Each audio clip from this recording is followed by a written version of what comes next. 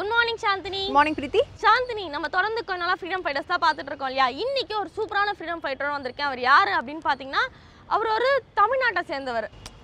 தொடர்ந்து Tamil Nadu freedom fighters தானே பார்த்துட்டு இருக்கோம். தமிழ்நாடு சேர்ந்தவரான். சரி, கண்டு ட்விஸ்ட் ஒரு பெருசா பேசலாமே அப்படின்னு நினைச்சேன். சரி விட, அவர் யார் அப்படின்னு பார்த்தீங்கன்னா புலிதேவர். ஓகே, புலிதேவர் பத்தியா நீ ஃபுல்லா இன்ட்ரெஸ்டிங்கான ஃபேக்ட்ஸ்லாம் பார்க்க போறோம். தொடர்ந்து பார்க்கலாம். பட் அதுக்கு முன்னாடி வியூவர்ஸ்க்கு குட் மார்னிங் சொல்லிடலாமா? கண்டிப்பா. நேயர்கள் அனைவருக்கும் புத்தம் புது காலை வணக்கம்.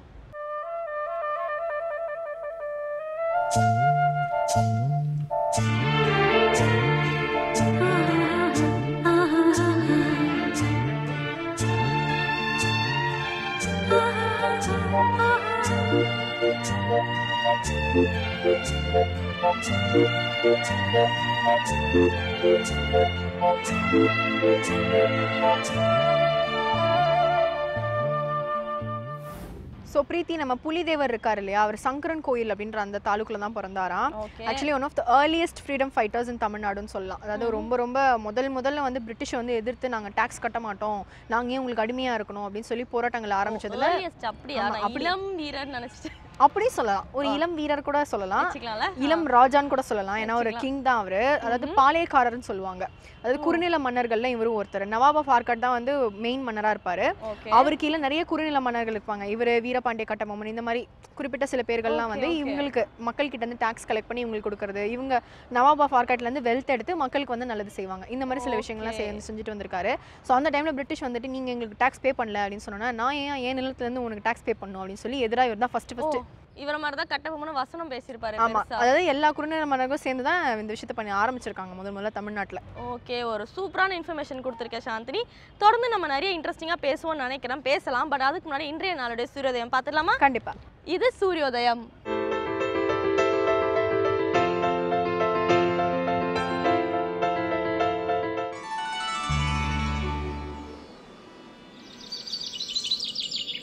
இன்று 3/9/2015 வியாழக்கிழமை, மன்மத வருடம் ஆவணி மாதம் 17ஆம் தேதி.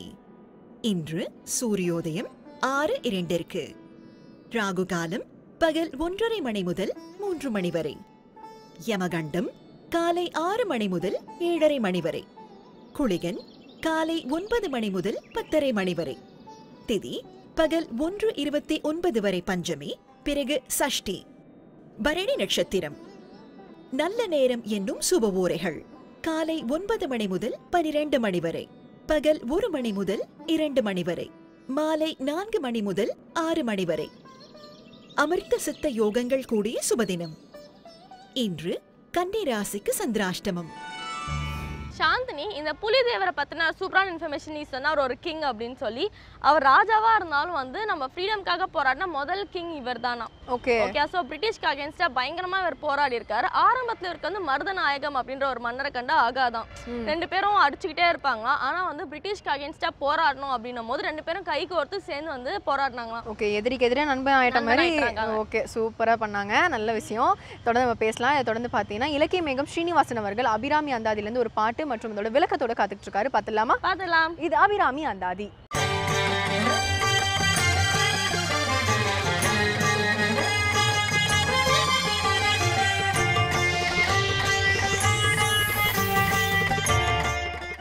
ஸ்ரீ வித்யோபாசனாசக்தம் ஸ்ரீ வித்யாபீடபூஷணம் ஸ்ரீ வித்யாபினவம் வந்தே ஸ்ரீ கிருஷ்ணானந்த சர்க்குரும்.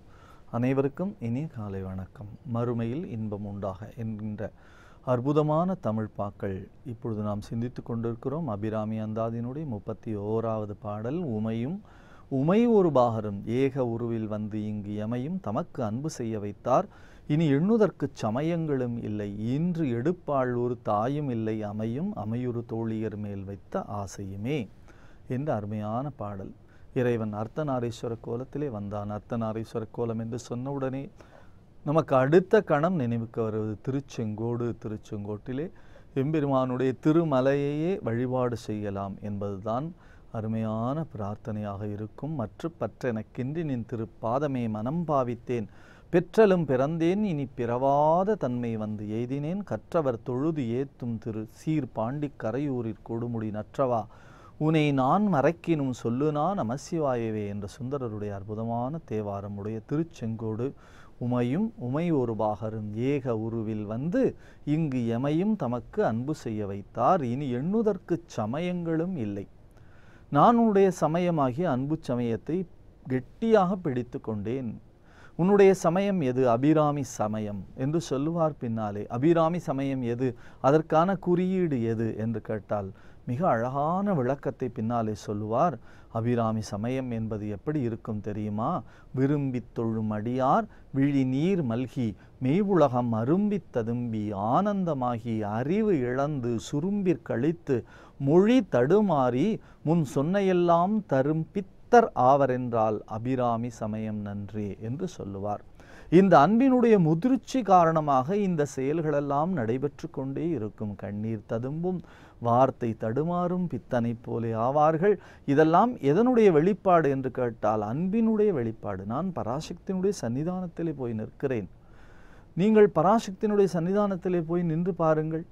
ஒரு நாள் அந்த கோயிலுக்கு போன உடனே நாம் அந்த அம்பிகையினுடைய சன்னிதானத்திலே நின்று அம்பிகை மேலே நீங்கள் அன்பு செலுத்த தொடங்கிவிட்டால் அவள் உடுத்தி இருக்கிற சேலை அழகை பார்க்கலாம், அவள் மாலையை பார்க்கலாம், அவள் வைத்திருக்கக்கூடிய பொட்டு அழகை பார்க்கலாம், அவள் கொண்டையிலே சூடி இருக்கக்கூடிய பூவை பார்க்கலாம். பார்த்த பிறகு நீங்கள் புன்னகைத்தால் நிச்சயமாக பராசக்தி அந்த சிலையிலே இருந்து புன்னகைப்பாள். இடுக்கிலே வைத்திருக்கக்கூடிய மலர் மாலை கூட அசையும் உங்களை பார்த்து. அது எப்படி சாத்தியம் என்று கேட்டால் உணர்ந்து பார்த்தால் தான் சாத்தியம். இது சொல்லி முடியாது. நீங்கள் எந்த விருப்பப்பட்ட பராசக்தியினுடைய சந்நிதிக்கு வேண்டுமானாலும் சென்று பாருங்கள். இல்லை உங்களுடைய இறைவன் எது பிரியமானவனோ, விநாயகரோ முருகனோ சிவபெருமானோ திருமாலோ எந்த தெய்வமாக இருக்கட்டும், அல்லது கிராம தேவதைகள் வழிபடு தெய்வமாக இருக்கட்டும், அந்த தெய்வத்தின் மூலம் நீங்கள் அன்போடு சென்று பார்த்தால் பராசக்தி நீங்கள் வந்ததை ஆமோதிக்கும் வகையிலே தன்னுடைய மலர் மாலையை தோளிலே கூட அசைத்து காட்டுவாள். எதற்காக சொல்லுகிறேன் என்று சொன்னால் அந்த அன்பு சமயம் இருக்கிறதே, அந்த அன்பு சமயம் எனக்கு கிடைத்து விட்ட பிறகு நான் வேறு எந்த சமயத்திற்கு செல்ல வேண்டும் என்று கேட்கிறார். இனி எண்ணுதற்கு சமயங்களும் இல்லை, ஈன்று எடுப்பாள் ஒரு தாயும் இல்லை. நான் இனிமேல் பிறக்க மாட்டேன். நான் உறுதியாக சொல்லுகிறேன், நான் சத்தியமாக சொல்லுகிறேன், எனக்கு இனிமேல் பிறவி இல்லை என்று அபிராமி பற்று அடித்து சொல்லுகிறார். ஏனென்று கேட்டால் அவருக்கு பராசக்தியினுடைய அன்பு சமயத்திலே மிகப்பெரிய பேர் கிடைத்து விட்டது. அம்பிகையினுடைய திருவடியில் நிழலிலே பக்தி இருந்து விட்டது என்று சொன்னால், அன்பு இருந்து விட்டது சென்றால் எப்படி நிச்சயமாக அவருக்கு அடுத்த பிறவி இருக்க முடியும்? பல இடங்களிலே சொல்லுவார், இனிமேல் பிறப்பு கிடையாது என்று சொல்லுவார். தங்குவர் கற்பகத்தாருவின் நிழலில் தாயரின்றி மங்குவர் என்று சொல்லுவார். இனிமேல் தாய் இருக்க மாட்டார்கள், தாயரின்றி மங்குவர் மண்ணில் வழுவா பிறவியை என்று சொல்லுவார்.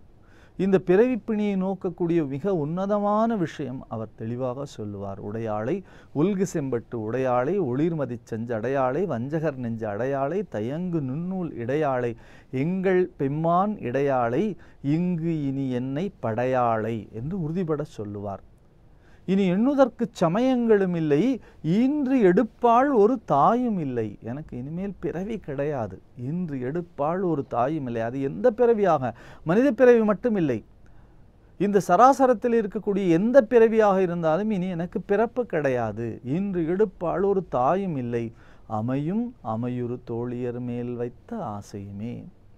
இந்த உலகத்திலே ஏன் பிறவி வருகிறது என்று கேட்டால் 3 ஆசைகள் மனிதனை ஆட்டி படைக்கின்றன. மண்ணாசை, பெண்ணாசை, பொன்னாசை. மண்ணாசையினாலே மிகப்பெரிய துன்பங்கள் விளைகின்றன. நமக்கும் அடுத்த வீட்டிற்குமாக இருக்கக்கூடிய ஒரு அங்கல சுவருக்காக, ஒரு அங்கல காம்பவுண்டு சுவருக்காக எத்தனையோ போராட்டங்கள் நடக்கிறது. இந்த வீட்டிலே இருக்கக்கூடிய மரக்கிளைகள் பக்கத்து வீட்டுக்கு சென்று விட்டால் பக்கத்து வீட்டுக்காரன் அந்த மரக்கிளையை வெட்டுவதற்கு பதிலாக அந்த மனிதன் கையையே கூட வெட்டி விடுகிறான். அவனாலே பொறுத்து கொள்ள முடியவில்லை. மண்ணாசையினாலே வரப்புகளை வெட்டக்கூடிய மனிதர்கள் மனிதர்களையே வெட்டுகிறார்களே. என்னுடைய இடம் இப்படி போய்விட்டதே என்று எத்தனையோ பேர் தற்கொலை செய்து கொள்ளுகிறார்களே. மண்ணின் மேலே அவர்கள் வைத்திருக்கக்கூடிய மிகப்பெரிய பற்றின் காரணமாக எத்தனையோ துன்பங்கள் நிகழ்கிறதே. ஒரு ஊசி நிலத்தை கூட நான் விட்டு கொடுக்க மாட்டேன் என்று சொன்ன துரியோதனன் தன் கிளையோடு மாண்டு போன செய்திதானே மகாபாரதம். அப்படி மண்ணாசை இருக்கிறது, அது எத்தனையோ துன்பங்களை விளைவிக்கிறது. பொன்னாசை பொன்னும் பொருளுமாக சேர்த்து சேர்த்து குவித்து வைக்கிறார்கள். நிச்சயமாக இதனை நாம் கொண்டு செல்ல முடியாது என்று சொன்னாலும் கூட அவர்களுடைய பேராசை இருக்கிறதே, அதை குவித்து குவித்து வைக்கிறார்கள். யாருக்காவது பயன்படட்டுமே என்ற சிந்தனை கூட இல்லை. கோடி இருந்தால் இன்னும் கோடி, இன்னும் கோடி, இன்னும் கோடி, 100,000 கோடி. இத்தனை கோடிகளை வைத்துக்கொண்டு என்ன செய்ய முடியும்? அவர்கள் சாப்பிடுகிறார்களா, தூங்குகிறார்களா, நிம்மதியாக இருக்கிறார்களா என்று நீங்கள் கேட்டு பாருங்கள். நிச்சயமாக இருக்காது. நிச்சயமாக ஒருவேளை உணவை கூட அவர்கள் அமைதியாக அருந்தியதாக வரலாறு இருக்காது. ஆனாலும் கூட அந்த பொன்னும் பொருளையும் சேர்க்க வேண்டும் என்ற பேராசை அவர்களை துரத்தி கொண்டே இருக்கிறது. இந்த மண்ணாசையும் பொன்னாசையும் கூட ஒரு பக்கம் தள்ளி வைத்து விடலாம், அதிலே இருந்து அவர்களை வெளியே கொண்டு வந்து விடலாம். ஆனால் பெண்ணாசை இருக்கிறதே, மிகச்சிறந்த பக்தனாக இருந்தான், மிகப்பெரிய ஆட்சியை செய்தான், மிகப்பெரிய இசைவாணனாக இருந்தான், மிகப்பெரிய பூஜைக்குரியவனாக இருந்தான், 4 வேதங்களையும் கற்றிருந்தான், எல்லா வகையிலும் தன் நாட்டை ஒரு பைத்தியக்காரனை கூட தூங்க வைக்கக்கூடிய அளவிற்கு சிறப்பாக ஆட்சி செய்தான். ஆனால் சீதை என்னும் பெண்ணாலே மாண்டு போனானே ராவணன். அவனுடைய பெண்ணாசை இருக்கிறதே, இந்த உலகத்திலே யாருமே தோற்று போகக்கூடிய இடமாக அது நிற்கிறது. ஆகையினாலே தான் கம்பன் உறுதிபடச் சொல்லுவான், கற்றவர் ஞானம் இன்றேல் காமத்தை கடக்கலாமோ என்று கேட்பான். கற்றவருக்கு ஞானம், கல்வி மட்டும் இருந்தால் போதாது, ஞானம் இருந்தால்தான் காமத்தை கடக்க முடியும், ஞானம் இருந்தால்தான் பெண்ணாசையிலிருந்து விடுபட முடியும். அது சாதாரணமான விஷயமில்லை. பராசக்தியினுடைய பேரருள் தான் அதற்கு வேண்டும். ஆகையினாலே மண்ணாசையாக இருக்கட்டும், பொன்னாசையாக இருக்கட்டும், பெண்ணாசையாக இருக்கட்டும், இவைதான் நிச்சயமாக பிறவிக்கு விதையாக இருக்கின்றது. இந்த பிறவியை மீண்டும் மீண்டும் தரக்கூடியதாக இருக்கிறது. ஆகையினாலே பெண்ணாசையிலிருந்து என்னை விடுவிக்க செய்தவளாக பராசக்தி இருக்கிறாளே, அமையுறு தோழியர் மேல் வைத்த ஆசையும் எனக்கு இது போதும் என்று பராசக்தி என்னை அதிலே இருந்து விடுவித்து விட்டாள் என்று மிக அருமையான சந்தோஷமான குரலிலே சொல்லுகிறார் அபிராமி பட்டர். மகிழ்ச்சியாக சொல்லுகிறார். இந்த பெண்ணாசையிலிருந்து ஒருவர் விடுபட்டு விட்டார் என்று சொன்னால் நிச்சயமாக அவர்களுக்கு எல்லா நலன்களும் கிடைத்து விடுகிறது. அந்த நலன்களை பெறுவதற்காக யாரிடத்திலே போய் நிற்க வேண்டும்? பராசக்தியிடத்திலே கேட்க வேண்டும். அம்மா பராசக்தியே, இந்த ஆசைகளெல்லாம் என்னை ஆட்டி படைக்காமல் நீதான் பாதுகாக்க வேண்டும் என்று கேட்க வேண்டும். இந்த ஆசையிலிருந்து நான் வெளியே வந்துவிட வேண்டும் என்று கேட்க வேண்டும். பகவான் ராமகிருஷ்ணர் சொல்லுவார், பெண்ணாசை என்பது ஒருவனை வீழ்த்தி விடக்கூடியது. எந்த பெண்ணை பார்த்தாலும் நீ தாயாக பார்க்க வேண்டும். எந்த பெண்ணை பார்த்தாலும் அவளுடைய பாதத்தை பார்த்து அம்மா பராசக்தி, காமம் என்னை நெருங்காமல் இருக்க வேண்டும் என்று பிரார்த்தனை செய்து கொள்ள வேண்டும். அப்படி பிரார்த்தனை செய்து கொண்டால் நிச்சயமாக பெண்ணாசையிலிருந்து ஒருவர் விடுபட்டு விடலாம். ஆனால் சாதாரணமான நிகழ்வு இல்லை. அது எல்லா மனிதர்களையும் ஆட்டி படைக்கக்கூடிய மாபெரும் அரக்க சக்தியாக இருக்கிறது. ஆனால் வினாப்பட்டு சொல்லுகிறார், என்னை அதிலே இருந்து பராசக்தி என்னை விடுவித்து விட்டாள் என்று மகிழ்ச்சியாக சொல்லுகிறார். அமையுறு தோழியர் மேல் வைத்த ஆசையுமே என்று சொல்லுகிறார். உமையொரு பாகரும் ஏக உருவில் வந்து இங்கு எமையும் தமக்கு அன்பு செய்ய வைத்தார். இனி எண்ணுதற்கு சமயங்களும் இல்லை, ஈன்று எடுப்பாள் ஒரு தாயும் இல்லை, அமையுறு தோழியர் மேல் வைத்த ஆசையுமே என்ற அருமையான பாடல் மறுமையில் இன்பம் உண்டாகக்கூடிய அருமையான தன்மையை நமக்கு தரக்கூடிய அற்புதமான பாடல். இந்த பாடலை நாம் தொடர்ந்து பாராயணம் செய்வதன் மூலமாக இம்மையிலே சிறந்த வாழ்க்கையை, அருமையான வாழ்க்கையை, மூவாசையிலிருந்து விடுபடக்கூடிய வாழ்க்கையை, மூஏடனை என்று முடிந்திடுமோ என்று கந்தர் அனுபூதியிலே பாடுவாரே, அப்படி இந்த மூவேடனை முடிந்து நாம் அருமையான தர்ம நெறிப்படி வாழக்கூடிய வாழ்க்கையை வாழ்ந்தால் இம்மையிலும் மறுமையிலும் இன்பம் உண்டாகக்கூடிய நல்ல வாழ்க்கை நமக்கு கிடைக்கும் என்ற அற்புதமான பாடலை நாம் சிந்திக்கக்கூடிய பேற்றினை இந்த விடியற்காலையிலே பெற்றிருக்கிறோம். அபிராமி அந்தாதியினுடைய அருமை தமிழ் பாக்களை தொடர்ந்து சிந்திப்போம். நாளை சந்திப்போம். நன்றி, வணக்கம். பிரீத்தி, நம்ம புலிதேவர் பார்த்தீங்கன்னா வந்துட்டு மரவா அப்படின்ற அந்த கம்யூனிட்டி சேர்ந்தவர். ஸோ என்ன செஞ்சிருக்காரு? வார்ட்ரோப் தானே? மார்வா இல்லம்மா, மரவா. ஐயோ அப்படியேம்மா, என் வார்ட்ரோப்புக்கு ஒரு ஸ்பான்சர் நம்ம ப்ரொமோஷன் கொடுத்துட்டேன். நீ கிரேட். சரி, ஓகே. மரவா அப்படின்ற அந்த கம்யூனிட்டி சேர்ந்தவர் இவர் ஆக்சுவலி வந்து இந்த மரவா கம்யூனிட்டி சேர்ந்த எல்லா மக்களுமே ஒன்று திரட்டியிருக்காரு. ஏன்னா வந்து நவாப் வந்து அப்போது டேரெக்டாக வந்து மக்கள்கிட்ட டாக்ஸ் கலெக்ட் பண்ணி பிரிட்டிஷ்க்கு ரொம்ப சப்போர்ட் பண்ணியிருக்காங்க. ஸோ அதனால வந்துட்டு இவர் அவங்களை எதிர்த்து எல்லாரையும் கம்யூனிட்டிலாம் வந்து சேர்ந்து நம்ம இவங்களை போய் போராடணும், இவங்க மேலே வார் புரியணும் அப்படின்னு சொல்லி ஒரு பெரிய கூட்டத்தை திரட்டியிருக்காரு. அடடா என்ன ஒரு மாஸ்டர் பிளானுங்க. ஆமா, பயங்கரமா யோசிச்சிருக்காங்களா அந்த காலத்து மக்கள்லாம். நம்ம தான் வந்து ஸ்கூல்ல நம்ம ஏதோ இது 19th century 20th century நடந்ததுன்னு நினைச்சு கூடாது. இது 18th centuryலே அவர் பண்ணிட்டாரு. அப்பவே மக்களை திரட்டி இருக்காருன்னா அவர் எவ்வளோ பெரிய ஆளா இருந்திருப்பாரு அப்படின்னு தான் சொல்ல வந்தேன் சாந்தி. இதுக்கு மேல ரோலா ஏதாவது வார்த்தை விட்டுற போறேன். அடுத்து என்ன செக்மெண்ட் வருது அப்படின்னு பார்த்தீங்கன்னா அரோமா தெரப்பி பத்தி பேசுறதுக்காக டாக்டர் கீதா அசோக் நமக்காக காத்துட்டு இருக்காங்க. பார்த்துடலாமா? கண்டிப்பா. இது இயற்கை மருத்துவம்.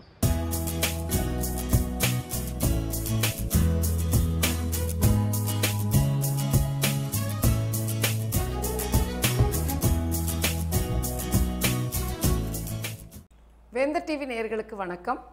நான் கீதா அசோக், அரோமா தெரபிஸ்ட். இன்றைக்கி உங்களுக்கு இயற்கை மருத்துவத்தில் பார்த்தீங்கன்னா அரோமா ஆயிலில் நீங்கள் என்னென்ன ஆயில் நீங்கள் வீட்டில் வச்சுக்கணும், என்னென்ன பர்பஸ்க்கு நீங்கள் வச்சுக்கணும் அப்படிங்கிறத பற்றி நான் சொல்ல போகிறேன். அரோமா ஆயில் அப்படிங்கிற பார்த்தீங்கன்னா அதோடைய ஸ்பெஷாலிட்டி நீங்கள் தெரிஞ்சுக்கிட்டீங்க அப்படின்னா கண்டிப்பாக எங்கே கிடைச்சாலும் நீங்கள் அதை வந்து வாங்கி வச்சுப்பீங்க. இப்போ அரோமா ஆயில் எல்லா ஊர்லேயும் கிடைக்குதுங்க. அரோமா தெரப்பியை பற்றி இப்போ நல்ல ஒரு அவேர்னஸ், இப்போ வேந்தர் டிவிலலாம் பார்த்தீங்கன்னா அரோமா தெரப்பி பற்றி நல்ல ஒரு அவேர்னஸ் கொடுத்துருக்காங்க இல்லையா? ஸோ எல்லா ஊர்கள்லேயும் கிடைக்குது. அதை வியூவர்ஸ் வந்து அழகாக சந்தோஷமாக நீங்கள் ஷேர் பண்ணிக்கிறீங்க. இந்த ஆயில் கிடைக்குது, அந்த ஆயில் கிடைக்குது அப்படின்னு சொல்லிட்டு ஷேர் பண்ணிக்கிறீங்க. இதில் முக்கியமாக என்னென்ன ஆயில்ஸ் வீட்டில் வச்சுக்கணும் அப்படிங்கிறத பற்றி நான் சொல்ல போகிறேன். அதை தெரிஞ்சுக்கிறதுக்கு முன்னாடி அரோமா தெரப்பியோட ஸ்பெஷாலிட்டி தெரிஞ்சுக்கோங்க. அதாவது நம்மளுடைய உடலில் இருக்கக்கூடிய ஆர்கன்ஸ், உடலில் வந்து மேலே இருக்கிறது தோல், தோலுக்குள்ளே மற்ற ஆர்கன்ஸ் எல்லாமே இருக்குது இல்லையா? அதாவது நீங்கள் எந்த ஒரு பிரச்சனைக்கோ இல்லை நமக்கு இருக்கக்கூடிய ஒரு பிணிக்கோ இல்லை ஒரு கஷ்டத்துக்கோ இல்லை வலிக்கோ இல்லை மென்டலி நீங்கள் டிப்ரெசிவாக இருக்கீங்க, வேறு ஏதாவது உங்களுக்கு வந்து பார்த்திங்கன்னா ஸ்ட்ரெஸ் அதிகமாக இருக்குது, தூக்கம் இல்லாமல் இருக்குது, கால் வலி இருக்குது, பேக் பெயின் இருக்குது, இந்த மாதிரி நிறைய இருக்கும். குழந்தைகள் ரொம்ப அடமெண்ட்டாக இருப்பாங்க, இல்லை பெரியவங்க வந்து எல்டர்ஸ் ரொம்ப கிரம்பிள் பண்ணிகிட்டு இருப்பாங்க. பிகாஸ் அவங்களுக்கு வயசாகிடுச்சு, அவங்களுக்கு ஒரு சாவை நோக்கி ஒரு பயம், ஸோ அவங்களுக்கு ஒரு இயலாமை, இன்ஃபீரியாரிட்டி காம்ப்ளெக்ஸ், அதை வந்து நம்மக்கிட்ட தான் காட்டுவாங்க. இப்போ அவங்களுக்கு ஒரு சவுண்ட் ஸ்லீப் இருந்துச்சுன்னா கண்டிப்பாக அவங்க வந்து நம்மகிட்ட காட்ட மாட்டாங்க. பட் எல்லா எல்டர்ஸும் அப்படி இல்லை. சில டிப்ரெசிவாக இருக்கக்கூடிய எல்டர்ஸ் வந்து அந்த மாதிரி சொல்லுவாங்க. ஸோ இது கண்ணில் காணக்கூடிய பிரச்சனைகள், மனதால் வரக்கூடிய பிரச்சனைகள், உடம்பால் உணரக்கூடிய வலிகள் எல்லாத்துக்குமே பார்த்திங்கன்னா அரோமா தெரப்பியில் தீர்வு இருக்குது. அப்படி பார்க்குறப்ப பார்த்தீங்கன்னா அதோட ஸ்பெஷாலிட்டி என்னென்னா, நீங்கள் ஸ்கின்ல அரோமா ஆயிலை அப்ளை பண்ணுறீங்க. இது வந்து எடிபிள் ஆயில் கிடையாது, நம்ம வந்து உள்ளுக்கு சாப்பிடல. நம்ம வந்து இதை அப்ளை பண்ணுறோம், ஒன்று அப்ளை பண்ணுறோம், இல்லை மசாஜ் பண்ணுறோம், இல்லை இன்ஹலேஷன், அதாவது நம்ம ஆவி பிடிக்கிறோம் இல்லையா, அந்த மாதிரி வேப்பரை வந்து நம்ம வந்து இன்ஹேல் பண்ணுறோம். இந்த 3 விதத்தில் தான் நம்ம வந்து அரோமா ஆயிலை யூஸ் பண்ணுறோம்.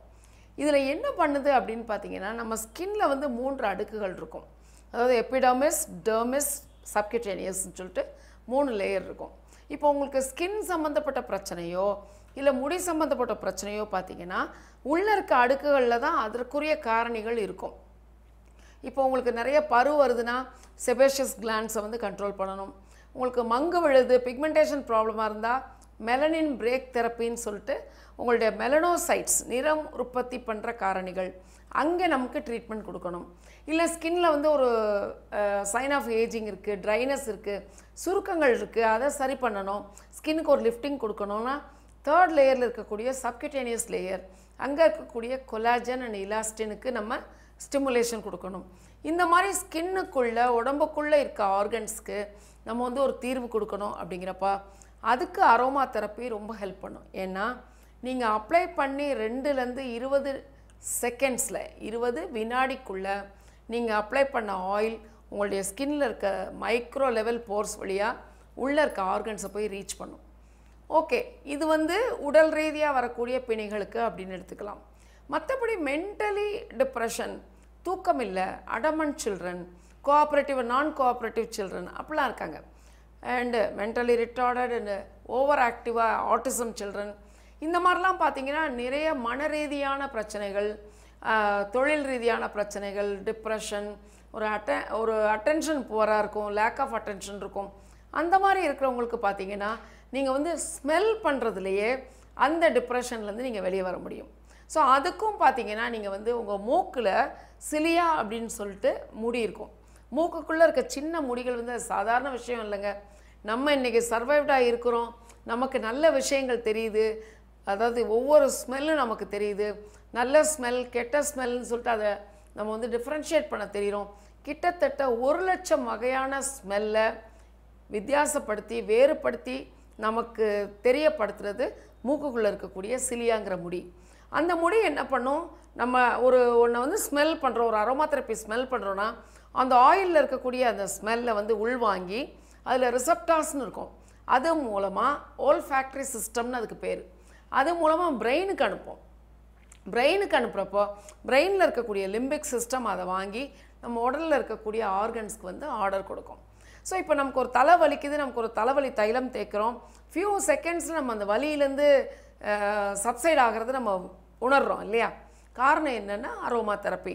நீங்கள் தலையில் தேய்க்கிறப்போ அந்த 2 to 20 செகண்ட்ஸில் அதில் இருக்கக்கூடிய சில ஆயில்ஸ் உங்கள் மூக்கு வழியாக பிரெயினுக்கு போகுது. அப்போ அந்த லிம்பிக் சிஸ்டம் அந்த பெயினை வந்து குறைவாக ஃபீல் பண்ண சொல்லி நமக்கு ஆர்டர் கொடுக்குது. இதுதான் அரோமா தெரப்பி. இந்த வகையில் பார்க்குறப்போ நீங்கள் வந்து சில ஆயில்ஸ் வந்து வீட்டில் வச்சுக்கலாம். இது என்ன அப்படின்னு பார்த்தீங்கன்னா, ஒன்று லாவெண்டர், அதுக்கப்புறம் டீ ட்ரீ ஆயில். இது ரெண்டுமே பார்த்தீங்கன்னா வேர்சடைல் குணம் உள்ளது. எந்த பிரச்சனைக்கு நீங்கள் எடுத்தாலும் ஆன்டிசெப்டிக் வேல்யூ உள்ள டீ ட்ரீ ஆயில் எல்லாத்துக்குமே குணமாக இருக்கும். இப்போ வந்து உங்களுக்கு வந்து ஒரு முகத்தில் ஒரு பரு வருது, இல்லை ஒரு பூச்சி கடிச்சிருச்சு, ஒரு இன்செக்ட் பைட், ஒரு வண்டு கடிச்சிருச்சு, தேள் கொட்டிருச்சு, இல்லை வேறு என்ன பிரச்சனைகள் இருந்தால் கூட, ஒரு நாய் கடிச்சிருக்கு, ஈவன் பாம்பே கடிச்சா கூட அந்த நேரத்தில் அந்த கடிவாயின்னு சொல்ல எங்கே இன்செக்ட் பைட் படித்தோ அந்த கடிவாய் இடத்துல நீங்கள் லாவெண்டர் ஆயிலை தேய்ச்சி விட்டீங்கன்னா அந்த விஷக்கடியோட இம்பேக்ட்லேருந்து நீங்கள் வந்து நிச்சயமாக உங்களுக்கு வந்து குணமாக முடியும். அதாவது உங்களுக்கு ஒரு பாம்பு கடி இல்லை ஒரு தேள் கடி அந்த மாதிரின்னு வச்சுக்கோங்களேன். அந்த மாதிரி இருக்கப்போ நமக்கு ஒரு பயமே, நமக்கு இருக்கக்கூடிய அந்த பயம், அந்த பதட்டமே பார்த்திங்கன்னா நம்மளை வந்து ரொம்ப இதில் பாதிக்கப்பட வைக்கும் இல்லையா. அப்போது நீங்கள் அதில் வந்து லாவெண்டர் ஆயிலை நீங்கள் அந்த மாதிரி வைக்கிறப்போ உங்களுக்கு இன்ஸ்டண்ட்டாக உங்களுக்கு ஒரு கான்ஃபிடென்ஸ் வரும். அந்த ஸ்மெல் வந்து உங்களுக்கு ஒரு கான்ஃபிடென்ஸ் கொண்டு வரும். அப்போ அந்த விஷக்கடி, அந்த விஷம் வந்து வெனம் வந்து உங்கள் உடம்புக்குள்ளே பரவி உங்களை பாதிக்க வைக்கிறதுக்கு முன்னாடி இது நமக்கு ஒரு ப்ரொடெக்டிவ் ஏஜெண்ட்டாக இது வந்து செயல்படும். அதே நேரத்தில் பார்த்தீங்கன்னா ஸ்கின்னில் இருக்கக்கூடிய ட்ரைனஸ், ஸ்கின்னில் வரக்கூடிய பிம்பிள், இதுக்கெல்லாம் கூட tea tree oil and lavender oil combination ரொம்ப ஹெல்ப் பண்ணும். இப்போ தலைமுடிக்கு நீங்கள் வேறு ஷாம்பூஸ் யூஸ் பண்ணுறீங்க. நான் வந்து இப்போ ஷாம்பூஸ் பற்றி பேச வரல. நீங்கள் எந்த ஷாம்பு வேணாலும் நீங்கள் எடுத்துக்கோங்க. அந்த ஷாம்பூவில் நான் சொல்கிற ஒரு 3 ஆயிலும் தலா 3 சொட்டு நீங்கள் கலந்துக்கிட்டிங்கன்னா நீங்கள் எந்த ஷாம்பு எடுத்துக்கிட்டாலும் அது வந்து எஃபெக்டிவாக இருக்கும். அதாவது ரோஸ்மேரின்னு சொல்கிற ஆயில் வந்து 3 சொட்டு எடுத்துக்கோங்க. லெமன் கிராஸ் அந்த ஆயில் 3 சொட்டு, லாவெண்டர் ஆயில் 3 சொட்டு. இது 3 கலந்து நீங்கள் வந்து உங்கள் ஷாம்பு எடுத்துக்கோங்க. எனி ஷாம்பு நீங்கள் யூஸ் பண்ணுங்கள். அந்த ஷாம்பு வந்து பார்த்திங்கன்னா உங்கள் ஸ்கேல்ப்புக்கு என்ன கண்டிஷன் பண்ணணுமோ, என்ன வேலை செய்யணுமோ அதை வந்து எஃபெக்டிவாக பண்ணும். ஏன்னா இந்த 3 ஆயில் காம்பினேஷன்ஸும் எந்த ஒரு ஷாம்புக்கும் ரிச்னஸ் கொடுக்கக்கூடிய தன்மை, அது வேலை பார்க்க செய்யக்கூடிய தன்மை இந்த 3 ஆயில்ஸ், அதாவது ரோஸ்மேரி ஆயிலுக்கு கண்டிப்பாக உண்டு, அதுக்கப்புறம் லெமன் கிராஸ்க்கு உண்டு, லாவெண்டர் ஆயிலுக்கு உண்டு. இது இல்லாமல் உங்களுக்கு வந்து பார்த்திங்கன்னா குழந்தைகளுக்கு ஜலதோஷம் அடிக்கடி பிடிக்கும், இல்லை பெரியவங்களுக்கு சளி பிடிக்கும். இப்போ நமக்கே சம்டைம்ஸ் நம்ம எதிர்பாராத விதமாக சளி பிடிக்குது. அந்த மாதிரி சளி பிடிக்கிறப்போ நீங்கள் உடனே ஆன்டிபயோட்டிக் போகிறத விட வீட்டிலையே கஷாயம் பண்ணி குடிக்கிறவங்கலாம் இருக்கீங்க இல்லையா. இந்த அரோமா தெரப்பி அப்படிங்கிறது பார்த்திங்கன்னா அந்த கோல்டோட எஃபெக்ட். இப்போ வந்து நமக்கு வந்து மூக்கில் வந்து சளி அடைச்சிக்கும், மூச்சு விட கஷ்டப்படுவோம். அப்படி இருக்கிறப்ப நீங்கள் என்ன ஆயில் வச்சுக்கலாம் அப்படின்னு பார்த்தீங்கன்னா பைன் ஆயில் பார்த்திங்கன்னா நிறைய மருத்துவ குணங்கள் இருக்குது. அதுக்கப்புறம் black pepper oil, camphor oil, இந்த 3 ஆயில் உங்களுக்கு இருந்தால் போதும். இந்த 3 ஆயில் நல்ல ஒரு பாத்திரத்தில் தண்ணி கொதிக்க வச்சு இந்த ஆயிலில் ஒரு 4 சொட்டு விட்டு நீங்கள் இன்ஹேல் பண்ணுங்கள். உடனடியாக பிளாக்டு நோஸை வந்து ஓப்பன் பண்ண வச்சு இந்த சளியோட தொந்தரவுலேருந்து நல்லா தூங்கலாம். சின்ன குழந்தைகள் சளி பிடிச்சிருக்கப்போ பார்த்திங்கன்னா ரொம்ப அழுவாங்க. இந்த மாதிரி நீங்கள் ஒரு வேப்பரை வந்து இன்ஹேல் பண்ண வைங்க. இது அவங்களுக்கு மட்டும் இல்லை, அந்த ரூமே, அந்த அட்மாஸ்ஃபியரே அந்த ஆயில் ஸ்மெல் இருக்கும். ஸோ அந்த ரூமில் படுக்கிறவங்க எல்லாருமே ஒரு பீஸ்ஃபுல்லாக தூங்க முடியும். ஏன்னா அது ஒரு மருத்துவத்தோட ஒரு சுகந்தம், இயற்கையான அந்த மூலிகைகளோட வாசம் பார்த்திங்கன்னா நமக்கு ஒரு நிம்மதியான உறக்கத்துக்கு நம்மளை வந்து கொண்டு போகும். ஸோ சளி பிடிச்சா அந்த மாதிரி ஆயில்ஸ் நீங்கள் வந்து கண்டிப்பாக எடுத்துக்கலாம். பெரியவங்களுக்கு வந்து கால்வலி ரொம்ப அதிகமாக இருக்கும், அவங்க வந்து நைட்டில் தூங்குறதுக்கு ரொம்ப கஷ்டப்படுவாங்க. அப்போ என்ன செய்யுங்க, ஒரு 3/4 பக்கெட் சுடு தண்ணி எடுத்துக்கோங்க. அதில் நல்லா ஒரு கைப்பிடி கல் உப்பு போட்டுக்கோங்க. உங்களுக்கு கிடைக்கிற ஊரில் நீங்கள் இருந்தீங்கன்னா மேக்னீஷியம் சல்ஃபேட்டுன்னு சொல்லக்கூடிய எப்சம் சால்ட்டு, அதை நீங்கள் ஒரு கைப்பிடி எடுத்து அதில் போட்டுக்கோங்க. அதுக்கப்புறம் நான் சொல்கிற ஆயிலை வந்து நீங்கள் அதில் விட்டுக்கோங்க. அதாவது 2 டீஸ்பூன் விளக்கெண்ணெய் விட்டுக்கோங்க. அந்த விளக்கெண்ணெய் எதுக்குன்னா பாதத்தில் இருக்கக்கூடிய எரிச்சலை குணப்படுத்துறதுக்கு விளக்கெண்ணெய் ரொம்ப ஹெல்ப் பண்ணும். அதுக்கப்புறம் நீங்கள் என்ன எடுத்துக்கிறீங்க அப்படின்னா ஜிஞ்சர் ஆயில், அதாவது இஞ்சியிலேருந்து எடுக்கக்கூடிய ஆயில் ஜிஞ்சர் ஆயில். அதுக்கப்புறம் கார்லிக் ஆயில், இதெல்லாம் பார்த்தீங்கன்னா ரொம்ப ஹை வேல்யூ இருக்கக்கூடிய ஆயில்ஸ். ஜிஞ்சர் ஆயில் நல்லா ஒரு 10 சொட்டு விட்டுக்கோங்க.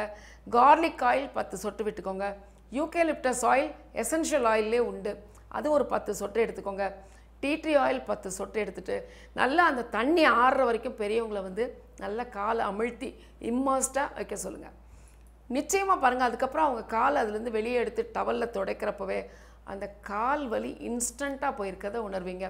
பொதுவாக நீங்கள் வந்து டூத் பேஸ்ட்னு எடுத்துகிட்டா கூட பார்த்தீங்கன்னா அதில் அடிப்படையாக மிர் ஆயில் இருக்கும். ஏன்னா ஆன்டிபாக்டீரியா தன்மை கொண்ட மிர் ஆயில் மோஸ்ட்லி எல்லா டூத் பேஸ்ட்லேயுமே இருக்கும். அதுக்கப்புறம் பார்த்தீங்கன்னா க்ளவ் ஆயில் இருக்கும். க்ளவ் ஆயில் வந்து பல் கூச்சம் இதுக்கெல்லாம் ரொம்ப நல்லது. ஸோ நீங்கள் எனி டூத் பேஸ்ட் நீங்கள் யூஸ் பண்ணுங்கள்.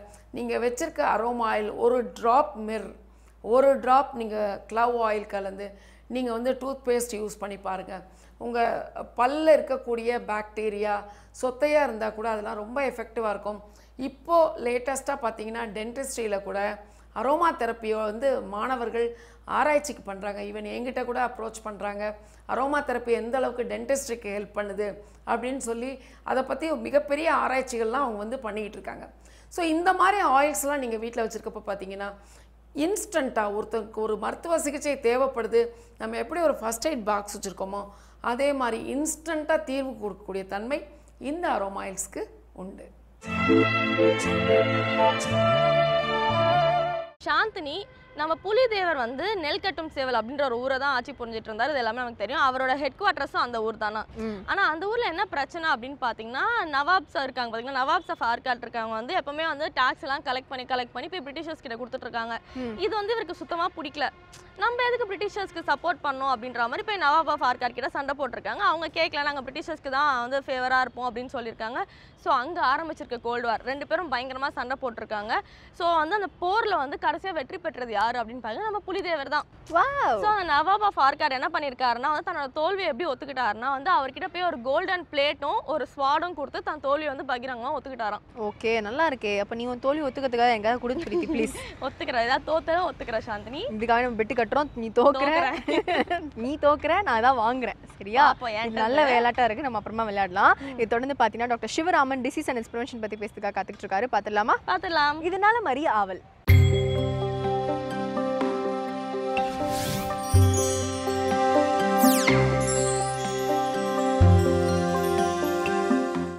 வேந்தர் தொலைக்காட்சி நேயர்களுக்கு காலை வணக்கங்கள்.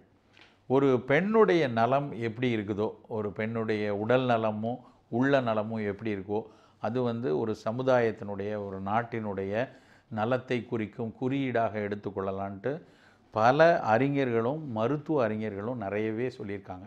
அந்த அடிப்படையில் இன்றைக்கி வந்து நம்மளுடைய வீட்டில் இருக்கக்கூடிய சின்ன பெண் குழந்தைகளாக இருக்கட்டும், இல்லை நல்ல நடுத்தர வயதை ஒட்டிய பெண்களாக இருக்கட்டும், அவர்களுடைய உடல்நலம் குறித்த அக்கறை வந்து ஒவ்வொரு குடும்பத்திலையும் நிறைய இருக்கணும். அது வந்து அந்த மொத்த குடும்பத்தினுடைய நலத்திற்கும் அது ஒரு குறியீடாக பின்னால் அமையும். அதை எப்படி நம்ம பார்த்து கொள்வது அப்படின்னு பார்த்திங்கன்னா, சின்ன சின்ன உணவில் கொடுக்கக்கூடிய அக்கறைகள், அப்புறம் அவங்களுடைய வாழ்வியலில் எடுக்க வேண்டிய அக்கறைகளை நம்ம குழந்தை பருவத்து முதலே கற்றுக் கொடுத்துட்டோம் அப்படின்னா பல பெரிய பிரச்சனைகள் வராமல் பார்த்து கொள்ளலாம். குறிப்பாக வந்து ஒரு பெண்களுக்குன்னே பிரத்யேகமாக இருக்கக்கூடிய மாதவிடாய் காலத்தில் வரக்கூடிய பிரச்சனைகள், மாதவிடாய் நல்ல சீராக வந்துகிட்டு இருக்கா, மாதவிடாய் காலத்தில் அதிக வலி இல்லாமல் இருக்கிறதா, மாதவிடாயை ஒட்டி நிறைய வெள்ளைப்போக்கு இருக்கிறதா, அந்த பெண்ணுக்கு வந்து இரத்த சோகை இருக்கிறதுனால இந்த மாதவிடாய் சரியாக வராமலோ இல்லை அதிக நாட்கள் இரத்தப்போக்கு இருக்குதா, இப்படிங்கிற விஷயத்தில் சின்ன வயதிலிருந்தே அக்கறை இருக்கணும். அந்த ஒரு பெண் வந்து ஒரு 13-14 வயதில் பூப்படைகிறாங்க, அப்புறம் ஒரு 47-48 வயதில் மாதவிடாய் முடிவு அடையுது அப்படின்னா, மாதந்தோறும் அவர்களுக்கு இருக்கக்கூடிய அந்த 2-3 நாட்கள் நிகழ்கிற அந்த மாதவிடாய் நிகழ்வு பல உடலினுடைய உள்ளுறுப்புகள் வந்து நலமாக இருக்கிறதா அப்படிங்கிறத வந்து சொல்லக்கூடிய ஒரு முக்கியமான வெளிப்பாடாக நம்ம பார்க்க முடியும். குறிப்பாக பார்த்திங்கன்னா, இந்திய பெண்களுக்கு நிறைய பெண்கள் வந்து ஒரு 50% மேலே இரத்த சோகையில் இருக்கிறாங்க அப்படின்ட்டு யூனிசெஃப் வந்து சமீபத்தில் அவர்களோட அறிக்கையில் சொல்கிறாங்க. ஏன் இந்த இரத்த சோகை வருது அப்படின்னு பார்த்தீங்கன்னா, ஒன்று இயல்பாகவே நம்ம நாட்டில் பெண் குழந்தைகளுக்கு வந்து, அதுவும் குறிப்பாக கிராமப்புறங்களில் இன்னும் படிப்பறிவு சரியாக இல்லாத ஊர் பகுதிகளில் பெண் குழந்தைகளுக்கான ஊட்டச்சத்து மிக குறைவு தான். முதல்ல வீட்டில் வந்து பெரியவங்க ஆம்பளை யார் இருக்காங்களோ அவங்களுக்கு சாப்பாடு போடுறது, ஒரு பையனும் ஒரு பொண்ணும் இருக்காங்கன்னா பையனை முதல்ல சாப்பிட வைக்கிறது, அப்புறம் மீந்தது அவர்கள் சாப்பிட்டு மீதி இருக்கக்கூடிய உணவை மட்டும் பெண் குழந்தைக்கு கொடுக்கக்கூடியது. இவ்வளவு காலம் சுதந்திரமடைந்த இத்தனை ஆண்டுகள் ஆனதுக்கப்புறமும் கல்வி அறிவு மேம்பட்டு வந்ததுக்கப்புறமும் இன்றைக்கும் நிகழக்கூடிய ஒரு விஷயமாக கிராமப்புறங்கள் எல்லாமே பார்க்கலாம். அந்த அளவுக்கு பெண் குழந்தைகள் 2ஆம் பட்சமாகவே நடத்தப்படுறது இன்றைக்கும் நிறைய இருக்குது. அதனால் இந்த பெண் குழந்தைகளுக்கு இரத்த சோகை இயல்பிலேயே அதிகமாக வரக்கூடிய தன்மை இருக்குது. அதோடு சேர்ந்து மாதவிடாய் காலத்துலேயும் அவங்களுக்கு இரத்தப்போக்கில் ஒவ்வொரு சமயமும் ஒரு 30-40 ml ரத்தத்தை அவங்க இழந்துக்கிட்டே இருக்கிறதுனால இரத்த சோகை மிக அதிகமாக இருக்கும். இது ரொம்ப காமனாக இருக்கக்கூடிய ஒரு விஷயம். இது தவிர ரொம்ப முக்கியமான ஒரு பிரச்சனையாக பார்க்குறது என்னென்னா, உடலினுடைய வலு குறைவாக இருக்கிறதுனாலையும் ஊட்டச்சத்து குறைவாக இருக்கிறதுனாலையும் ஹார்மோன்களுடைய சுழற்சி இயல்பாக இல்லாமல் மாதவிடாய் காலத்தில் தீவிர வலி வர்றது நிறைய பெண் குழந்தைகளுக்கு இருக்கக்கூடிய பிரச்சனையாக இருக்குது. அதுவும் குறிப்பாக அந்த காலத்தில் வந்து ஒரு மாதவிடாய் வலி வந்ததுன்னா 2-3 நாட்கள் ஓய்வு எடுத்துக்கக்கூடிய ஒரு வசதி இருந்தது. அந்த மாதிரி இல்லாமல் இன்றைக்கு எல்லா காலத்துலேயும் எல்லா நேரத்துலேயும் உழைத்து கொண்டே இருக்க வேண்டிய கட்டாயம் ஆணுக்கும் பெண்ணுக்கும் நிறைய இருக்கிற சமயத்தில் இந்த மாதவிடாய் வலி அப்படிங்கிறது அவங்களுக்கு உளவியல் ரீதியாகவே ஒரு சிக்கலை உண்டாக்கி விட்றது. அந்த அளவுக்கு தீவிர மாதவிடாய் வலி வரக்கூடிய பெண்கள் நிறைய பேர் இருக்காங்க. அந்த மாதவிடாய் இப்போ வலிங்கிறது எப்படி இருக்குதுன்னா, அந்த பீரியட் வருவதற்கு ஒரு நாள் முன்னதாகவே நல்லா இடுப்பு பகுதியில் தொடைப்பகுதியில் அதிக வலி கொண்டு வந்து, அதுக்கப்புறம் அந்த 3-4 நாட்களும் தீவிர வலியோட ரொம்ப குமட்டலோட, சிலருக்கு மைக்ரைன் தலைவலின்ட்டு அந்த நேரத்தில் பித்தம் கூடி மைக்ரைன் தலைவலி வந்து அதனால் ரொம்ப குமட்டலும் வாந்தியும் இருந்து அந்த 4 நாட்கள் அவர்களுடைய எந்த பணியும் செய்ய விடாமல் ரொம்ப சோர்ந்து போய் முடங்கக்கூடிய அளவில் கொண்டு போய் விட்டுரும். இந்த மாதிரியான சூழலில் அவ்வப்போது வலி மாத்திரைகளை 4 மாத்திரை வாங்கி வச்சுக்கிட்டு தினமும் காலையில் 1 நைட் 1ன்ட்டு இந்த மாதவிடாய் வலியை மறைக்கக்கூடிய மருந்துகளை எடுக்கக்கூடிய பெண்கள் நிறைய இருக்காங்க. வேலைக்கு போயாகணும், பள்ளிக்கு போயாகணும், நான் ஓய்வெடுக்க முடியாது, இந்த வலியெல்லாம் என்னென்னு பார்க்க முடியாது, அதனால் வலி நிவாரணி மாத்திரை மட்டும் போட்டுக்கிறது, ஆன்டிஸ்பாஸ்மோடிக் டேப்லெட் மட்டும் போட்டுக்கிட்டு ஓடிக்கிட்டே இருக்கும்போது இந்த ஒரு பக்கம் வலியினுடைய வேதனை கொஞ்ச நாள் இருக்கும். அதுக்கப்புறம் அந்த மாத்திரைகள் வயிற்றை புண்ணாக்கி குடலை புண்ணாக்கி அதனால் ஏற்படக்கூடிய அல்சர், கேஸ்ட்ரைட்டிஸ், அசிடிட்டி அதனோட வலியும் கூடிரும். ஏன் இந்த வலி வருது? எல்லா பெண்களுக்கும் இது வர்றதில்லையே. சில பெண்களுக்கு இது அதிகமாக அந்த மாதவிடாய் வலி வருது. இதை எப்படி சரி பண்ணலாம் அப்படின்னு பார்த்தா பல காரணங்கள் இருக்குது. நம்ம வந்து மாதவிடாய் வலி வர்றதுக்குன்னு காரணம்னா முதல்ல நம்ம சரி பண்ண வேண்டிய விஷயம், முதல்ல நம்ம பேசின இரத்த சோகை. ஒருவேளை அவர்களுக்கு சரியான இரும்பு சத்து சரியாக இல்லைன்னா அதை முதல்ல சப்ளிமெண்ட் பண்ணணும். அயன் கண்டென்ட் எவ்வளோ இருக்குதுன்னு பார்த்துட்டு, அது ரொம்ப குறைவாக இருக்க பட்சத்தில் நேரடியாக இரும்பு சத்து மாத்திரைகள், அது சித்த மருத்துவத்திலையோ நவீன மருத்துவத்திலையோ அந்த மருந்துகள் எடுத்துக்கொள்ளணும். அதுக்கப்புறம் உணவில் இரும்பு சத்தையும் இரும்பு உட்கிரகிக்கப்படுவதற்கு தேவையான விட்டமின் சத்துக்களையும் சேர்த்து கொடுக்கணும்.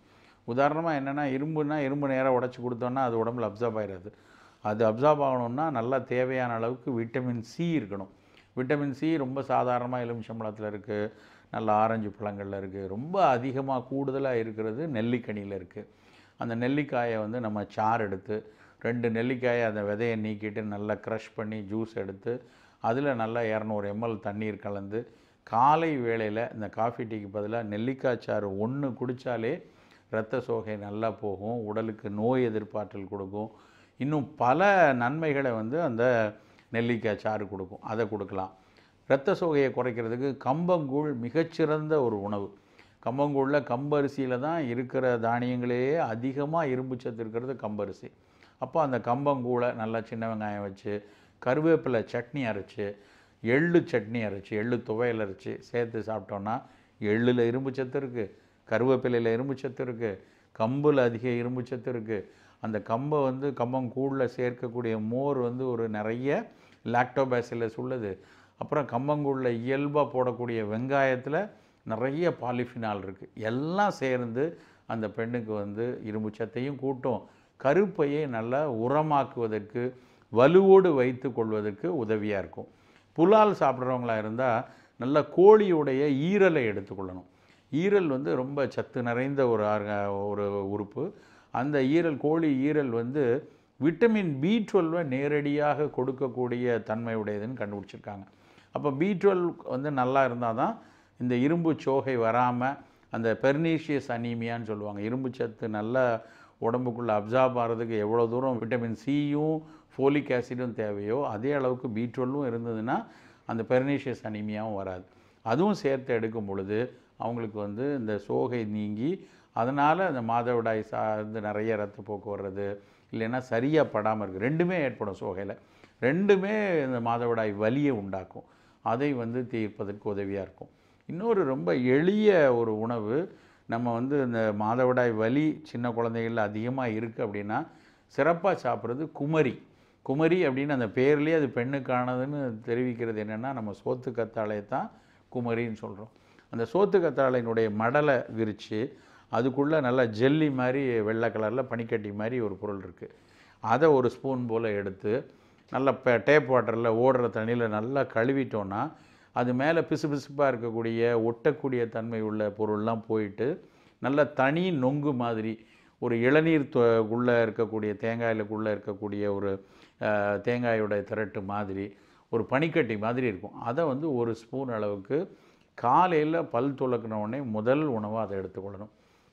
இந்த சோத்து கத்தாழை வந்து அந்த கருப்பையினுடைய எந்த துன்ப காரணங்கள்னால இந்த மாதவிடாய் வலி வருந்தாலும், ஒருவேளை எண்டோமெட்ரியம் சரியாக இல்லை, கருப்பையினுடைய சுவர் வந்து வலுவாக இல்லை, ஒருவேளை ஹார்மோன்கள் சுழற்சி சரியாக இல்லாமல் இருக்குது, இப்படி என்ன காரணங்கள் இருந்தாலும் அந்த சோத்து கத்தாழை வந்து ரொம்ப அவங்களுக்கு வலுவை உண்டாக்கி அந்த நோய்க்கான காரணங்களை களைந்து அந்த மாதவிடாய் வலி வராமல் பார்த்துக்கொள்ளும்.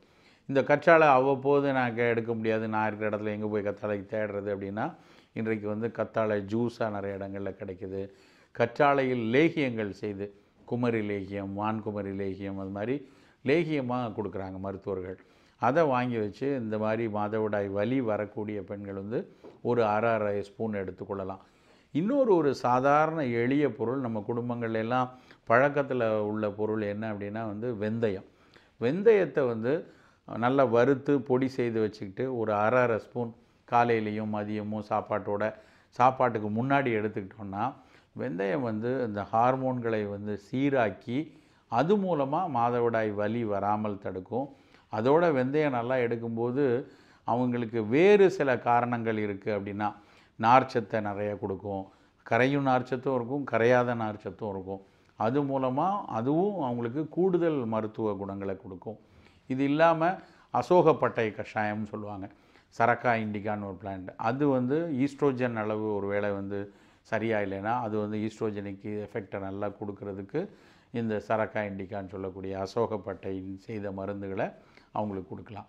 இது மூலமாக மொத்தமாக ஆரம்பத்திலேயே இந்த மாதவிடாய்க்கான பிரச்சனைகளை வந்து களைஞ்சோம் அப்படின்னா வருங்காலத்தில் அவங்களுக்கு மகப்பேறு காலத்திலேயோ குழந்தை பேரின்மையோ இல்லை வேறு சில பிரச்சனைகள் வராமல் தடுப்பதற்கும் இப்போ எடுக்கக்கூடிய சின்ன சின்ன அக்கறைகளே மிக உதவியாக இருக்கும்.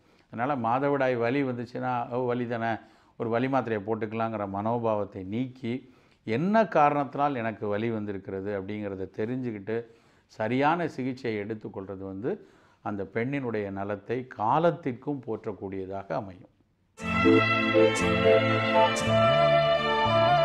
பிரீத்தி, புலிதேவர் ஆக்சுவலாக பார்த்தீங்கன்னா நிறையா ஃப்ரீடம் ஃபைட்டிங்காக நிறைய விஷயங்கள் பண்ணியிருக்காரு இல்லையா? ஸோ இவரை வந்து எப்படியாவது வந்து பெருமைப்படுத்தணும் அப்படின்றதுனால நம்ம தமிழ்நாடு கவர்மெண்ட் வந்து பார்த்தீங்கன்னா இவரோட ஒரு நெற்கட்டும் சேவல் அப்படின்ற அந்த ஊரில் வந்து இவருக்காக ஒரு மெமோரியல் திறந்துருக்காங்க, இதுக்காக சிலை வச்சிருக்காங்க. இது இல்லாமல் வந்துட்டு இவர் பேரில் வந்து 2-3 ஸ்ட்ரீட்லாம் இருக்கான்.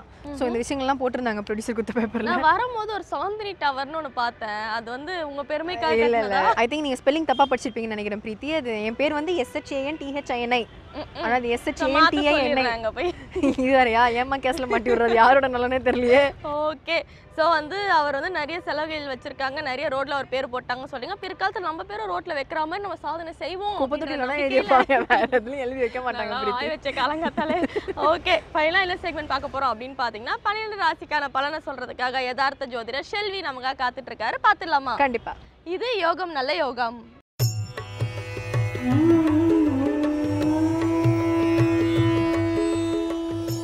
வேந்தர் டிவி நேயர்களுக்கு அனைவருக்கும் இனிய காலை வணக்கம்.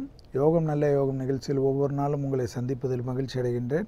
இன்றைய நாளானது பார்த்தீர்கள் என்றால் 3ஆம் தேதி 9வது மாதம் 2015ஆம் ஆண்டு ஆவணி மாதம் 17ஆம் நாள் வியாழக்கிழமை. முதலாவது பார்க்கக்கூடிய ராசிக்காரர்கள் மேஷ ராசிக்காரர்கள். மேஷ ராசிக்காரர்களுக்கு இன்று எடுத்த காரியத்தில் அனுகூலங்கள், தொட்டது துளங்கக்கூடிய காலகட்டங்கள், எதிரிகள் பலம் முழுவதுமாக முறியடிக்கப்படும். கடல் கடந்த நல்ல செய்திகள் வருவதுடன் கடல் கடந்த யாத்திரைகளுக்கு உண்டான முயற்சிகள், பெரிய அளவு முயற்சிகளும் வெற்றிகளும் அனுகூலத்தை ஏற்படுத்தி தரும். அதே சமயம் அவசியமில்லாத பயணங்கள் விஷயத்தில் மட்டும் சிறிது கவனம். எதிர்பார்க்காத இடத்திலிருந்து நல்ல செய்திகள் அனுகூலங்கள் காணப்பட்டாலும் மனதில் இனம் புரியாத ஒரு தேக ஆரோக்கியத்தின் பயம் காணப்படும். அந்த பயத்தை முழு பரிசோதனை செய்து கொள்வது மூலமாக நிவர்த்தி செய்து கொள்ளுங்கள்.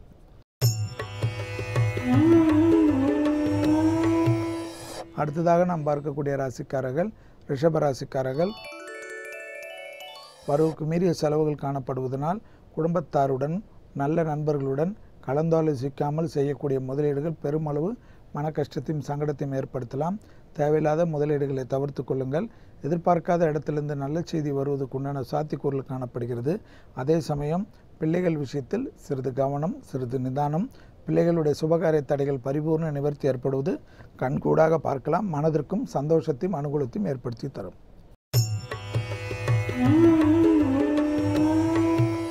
அடுத்ததாக பார்க்கக்கூடிய ராசிக்காரர்கள் மிதுன ராசிக்காரர்கள். மிதுன ராசிக்காரர்களுக்கு ஒவ்வாமையில் காணப்படக்கூடிய பிரச்சனைகள் பரிபூர்ண நிவர்த்திகள், எடுத்த காரியத்தில் ஜெயம், அனுகூலங்கள், எதிர்பார்க்காத நல்ல செய்திகள், படிப்படியாக நல்ல முன்னேற்றங்கள், உத்தியோகத்தில் பிராப்தங்கள், நீண்ட நாட்களாக எதிர்பார்த்திருந்த ஒரு நல்ல விஷயம் நடைபெறுவது, குடும்பத்தில் காணப்பட்ட இந்த சுபகாரிய தடைகள் பரிபூர்ண நிவர்த்தி ஏற்படுவது, பெரிய தொழில் அமைப்பில் உள்ளவர்கள் புதிய ஒப்பந்தங்களுக்கு அனுகூலங்கள் ஏற்படுவது, வங்கி கடன்களை எதிர்பார்த்திருந்தவர்களுக்கு அதற்குண்டான நல்ல செய்திகள் வருவது, கொடுக்கல் வாங்கல் பிரச்சனைகள் படிப்படியாக குறைவதை கண்கூடாக பார்க்கலாம். நல்ல உத்தியோக பிராப்தமும் கைகூடும்.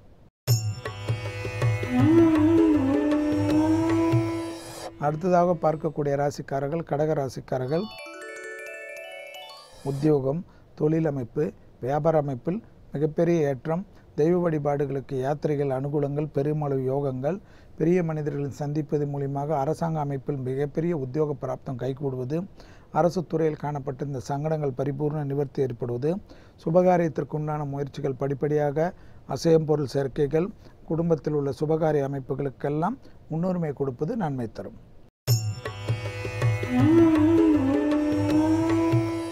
அடுத்ததாக பார்க்கக்கூடிய ராசிக்காரர்கள் சிம்ம ராசிக்காரர்கள். கண்டிப்பாக தந்தை வழி உறவுகளுக்கு உங்களுக்கு வாக்குவாதங்கள் வேண்டாம். எடுத்த காரியத்தில் ஜெயம், அனுகூலங்கள் ஏற்பட்டாலும் சட்டத்துக்கு புறமான ஒரு நிழல் உங்களை அண்டாமல் பாதுகாத்து கொள்வது நன்மை தரும்.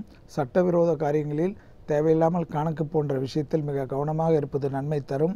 எடுத்தேன் கவிழ்த்தேன் என்று யாரிடத்தில் பேசாதீர்கள்.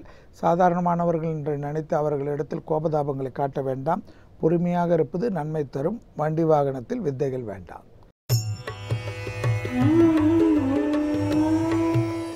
அடுத்ததாக நாம் பார்க்கக்கூடிய ராசிக்காரர்கள் கன்னியா ராசிக்காரர்கள். பிள்ளைகள் விஷயத்தில் மிகப்பெரிய யோகம், அனுகூலம், பெரிய அளவு பிராப்தம், எடுத்த காரியத்தில் ஜெயம், உங்கள் வார்த்தைக்கு மதிப்பும் மரியாதையும் கூடுவதை கண்கூடாக பார்க்கலாம். வரவுக்கு மீறிய செலவுகள் காணப்பட்டாலும் அவை சுப செலவுகளாக காணப்படுகிறது. மனதில் உள்ள இறுக்கத்தை மட்டும் கீழே இறக்கி வைத்து விடுங்கள். அருகில் உள்ள ஏதேனும் ஒரு சிவாலயத்துக்கு சென்று விட்டு செல்வது பெருமளவு சங்கடங்களை நிவர்த்தி ஏற்படுத்தி தரும். சந்திராஷ்டமம் உள்ளதை நினைவில் வைத்துக் கொள்ளுங்கள். சந்திராஷ்டமத்தில் வீண் விதண்டாவாதம் செய்பவர்களுக்கு தேவையில்லாத மன கஷ்டங்கள் வீடேறி வந்துவிடும் என்பதை நினைவில் வைத்துக் கொள்ளுங்கள்.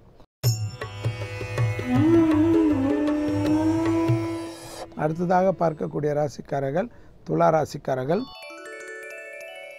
உத்தியோகத்தில் பிராப்தம், அசைய பொருள் சேர்க்கை ஆனந்தம், எடுத்த காரியத்தில் ஜெயம், தொட்டது தொடங்கக்கூடிய காலகட்டம், மனசங்கடங்கள் பரிபூர்ண நிவர்த்திகள், பெருமளவு ஏற்றங்கள், தொலைதூர செய்திகளுக்கு நன்மைகள், அனுகூலங்கள், எடுத்த காரியத்தில் ஜெயம். அதே சமயம் துணை அல்லது துணைவியாருடன் சிறு வாக்குவாதங்கள் பெருமளவு நிம்மதியை முற்றிலுமாக தொலைத்துவிடும்.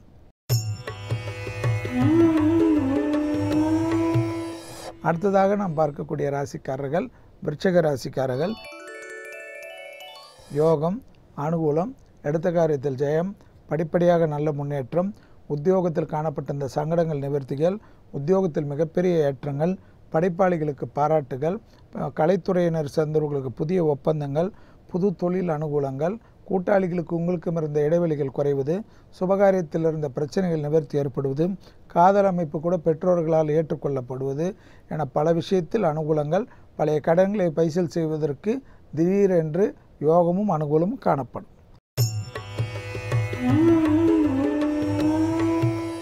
அடுத்ததாக நாம் பார்க்கக்கூடிய ராசிக்காரர்கள் தனுசு ராசிக்காரர்கள்.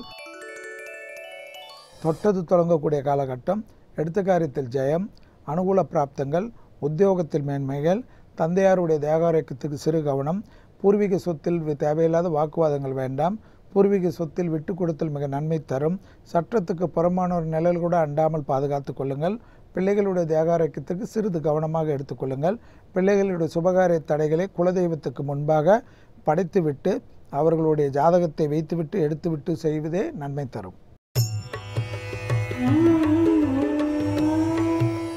அடுத்ததாக பார்க்கக்கூடிய ராசிக்காரர்கள் மகர ராசிக்காரர்கள்.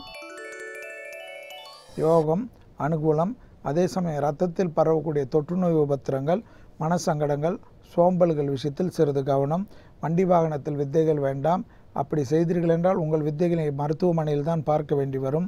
எடுத்த காரியத்தில் ஜெயமும் அனுகூலமும் காணப்பட்டாலும் அதிக உழைப்பு தேவைப்படுகிறது. சோம்பலிலிருந்து வெளியில் வந்து விடுங்கள். கடினமான உழைப்பு மிக மிக அவசியமாக காணப்படுவதை மகர ராசிக்காரர்கள் உணர்ந்து கொள்ள வேண்டும். சோம்பலுக்கு பெரும் விலை கொடுக்க வேண்டும்.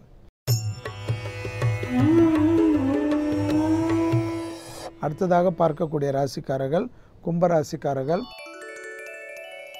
யோகமும் அனுகூலமும் ஜெயமும் தன்னம்பிக்கை வளரக்கூடிய அமைப்பு, பெரும் யோகத்தை பெறுவீர்கள், கடல் கடந்து நல்ல செய்தி பெறுவீர்கள், உத்தியோகத்தில் பெருமளவு சங்கடங்கள் பரிபூர்ண நிவர்த்திகள், தடைப்பட்டிருந்த உத்தியோக பிராப்தம் தடையை நீங்கி கிடைப்பதுடன் பதிவு உயர்வு, அரசாங்க அமைப்பில் அனுகூலங்கள், அரசியல்வாதிகளுக்கு யோகமும் அனுகூலங்கள், அதே சமயம் எதிரிகளினுடைய பலம் அதிகரித்துள்ளதை நினைவில் வைத்துக் கொள்ளுங்கள். தேவையில்லாத யாரை பற்றி புறங்கூறுவது பெரும் சிக்கலையும் சங்கடத்தையும் ஏற்படுத்தலாம். அடுத்ததாக பார்க்கக்கூடிய ராசிக்காரர்கள் மீன ராசிக்காரர்கள். மீன ராசிக்காரர்களுக்கு ஏற்றமான அமைப்பு, அரசியல் துறையில் உள்ளவர்கள் மிகப்பெரிய அனுகூலங்கள், அரசு துறையில் உள்ளவர்கள் புது பதிவு உயர்வு பெறுவார்கள், அனுகூலத்தின் அமைப்பு உச்சத்தை பெறும், துணை அல்லது துணைவியாருடைய தேகாரோக்கியத்துக்கு சிறிது கவனமாக கொள்வது நன்மை தரும், எடுத்த காரியத்தில் ஜெயம், அனுகூல பிராப்தங்கள், தொலைதூர பயணங்கள், தொட்டது தொடங்கக்கூடிய காலகட்டங்கள், சேமிப்பின் அளவு தானாக உயரக்கூடிய அளவுக்கு வருவாய் அதிகரிக்கக்கூடிய காலகட்டம். மீண்டும் நாளை யோகம் நல்ல யோகம் நிகழ்ச்சியில் சந்திப்பதில் மகிழ்ச்சி அடைகின்றேன். நன்றி, வணக்கம். ஓகே சாந்தினி, இன்னைக்கு புலிதேவரை பற்றின நிறைய இன்ட்ரெஸ்டிங்கான ஃபேக்ட்ஸ்லாம் பார்த்தோம். எனக்கு அதில் சிறப்பாக வியப்பாக இருந்த விஷயம் என்ன அப்படின்னு பார்த்தீங்கன்னா அவர் ஒரு கிங்காக இருக்காரு, ஆனால் நமக்காக பிரிட்டிஷ்க்கு அகேன்ஸ்டாக போராடினார் இல்லையா, அங்கே நிற்கிறாருங்க அவர். ஓகே, அவர் நிற்கிறாரோ இல்லையோ நம்ம இப்போ கிளம்பி வெளில போய் நிற்கணும், இல்லைன்னா துரத்திடுவாங்க செட்டில் இருந்து. ஓகே, ஸோ இதே மாதிரி நாளைக்கு ஒரு வித்தியாசமான ஃப்ரீடம் ஃபைட்டர் அண்ட் அவங்களோட வாழ்க்கை வரலாறோட உங்களை சந்திக்கிறோம். And Chandini Mathivanan and Preethi signing off from the team of Putham Pudhu காலை. பாய். Thank